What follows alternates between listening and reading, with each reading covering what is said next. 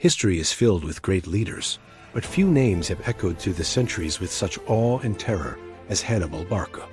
For the mighty Roman Republic, he was more than an enemy. He was a nightmare made real, a military genius driven by a single, lifelong promise: the complete and utter destruction of Rome. Born in the powerful city of Carthage in 247 BC, Hannibal's destiny was forged in the fires of a past defeat. His father, Hamilcar Barca, was a celebrated general who had fought and lost against Rome in the First Punic War. The sting of that loss was deeply felt. As a young boy, Hannibal was brought before a sacred altar and made to swear an oath, a solemn vow of eternal hatred towards Rome. This single moment, this childhood promise, would become the guiding star of his entire existence. Following his father's death, the mantle of leadership fell upon Hannibal. He took command of the Carthaginian forces in Spain and quickly proved his worth, consolidating power and expanding his territory. Then, in 219 BC, he made his move. He laid siege to the city of Saguntum, an ally of Rome. This wasn't just a battle. It was a declaration. The spark had been lit, and the flames of the Second Punic War began to rise. But Hannibal was no ordinary general, and he had no intention of fighting an ordinary war. While Rome expected a naval assault or a defensive campaign, Hannibal conceived a plan so audacious, so utterly unthinkable, that it bordered on madness. He would not wait for Rome to come to him. He would take the war to their doorstep, not by sea, but by land. He would march his entire army, complete with his legendary war elephants, from Spain across the formidable Pyrenees Mountains, through the hostile territories of Gaul, and over the treacherous, snow-covered peaks of the Alps, directly into the heart of Italy. The crossing of the Alps stands today as one of the most astonishing feats in the annals of military history. It was a brutal, unforgiving journey. Hannibal's army battled more than just enemy tribes. They fought against nature itself. They faced freezing blizzards, deadly avalanches, and treacherous, narrow passes where a single misstep meant certain death. Thousands of his brave soldiers and nearly all of his elephants perished in the cold. Yet, through it all, Hannibal's iron will never wavered. He pushed his men onward, sharing their hardships, inspiring them with his own resilience. When he finally descended into the plains of Italy, his army was a shadow of its former self, battered and exhausted, but they had done the impossible. The Romans were caught completely off guard.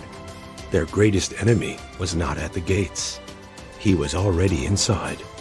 What followed was a masterclass in military strategy that would secure Hannibal's legend for all time. He began a devastating campaign across Italy, systematically dismantling the legions Rome sent against him. At the Battle of the Trebia, he used the cold river and a cleverly hidden ambush to shatter a Roman consular army. Then, at the Battle of Lake Trasimene, he trapped another Roman force against the water's edge in a thick fog, resulting in a complete massacre.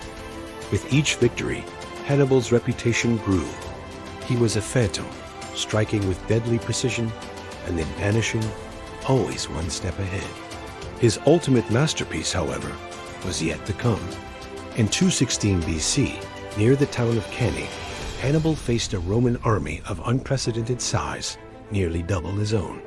The Romans were confident, believing their sheer numbers would crush the Carthaginian invader. But Hannibal had a plan. He intentionally weakened the center of his battle line, allowing the Romans to push forward, creating a bulge. He lured them deeper and deeper into his formation, like a predator drawing its prey into a trap. Then, at the perfect moment, he sprung it.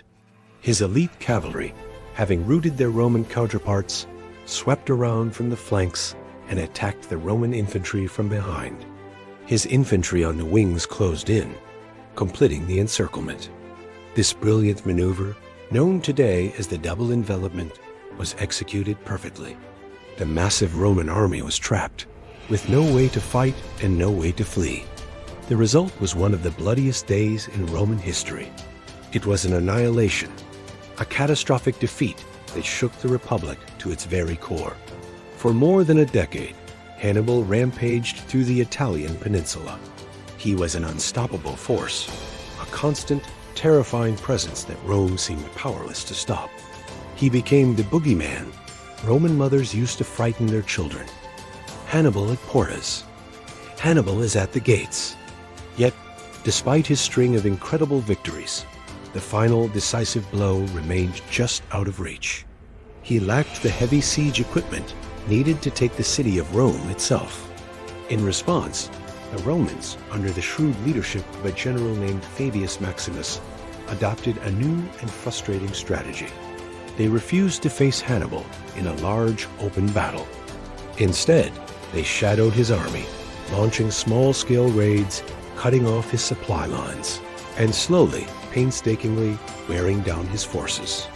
It was a war of attrition, and it began to take its toll. The tide truly began to turn when a brilliant young Roman general Scipio, later known as Scipio Africanus, decided to beat Hannibal at his own game. Instead of trying to defeat Hannibal in Italy, Scipio took the war directly to Carthage's home turf in North Africa. A plan worked. The Carthaginian leadership panicked and recalled their greatest general to defend his homeland. Finally, in 202 BC, near the town of Zama, the two greatest generals of the age met for their final epic confrontation.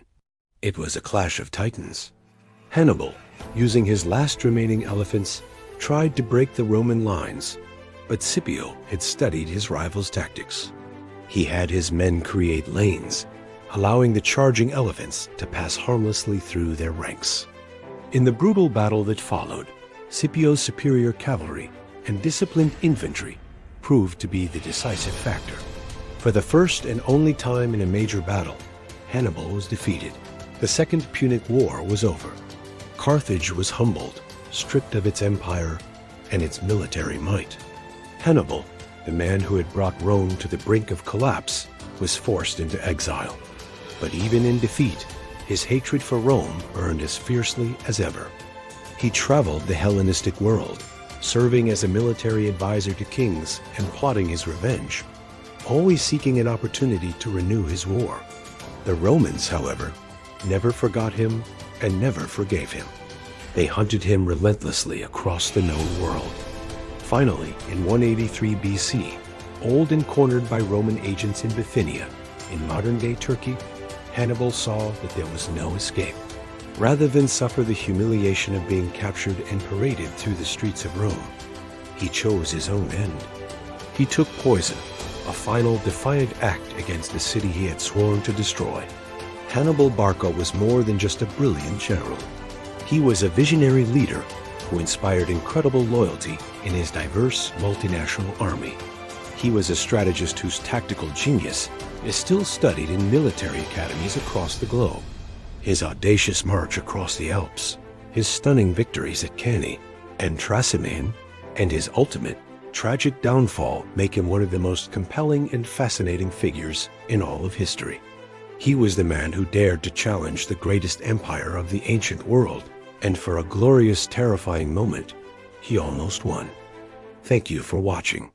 If you enjoyed this journey into the past, please like, subscribe, and hit the notification bell for more stories from history.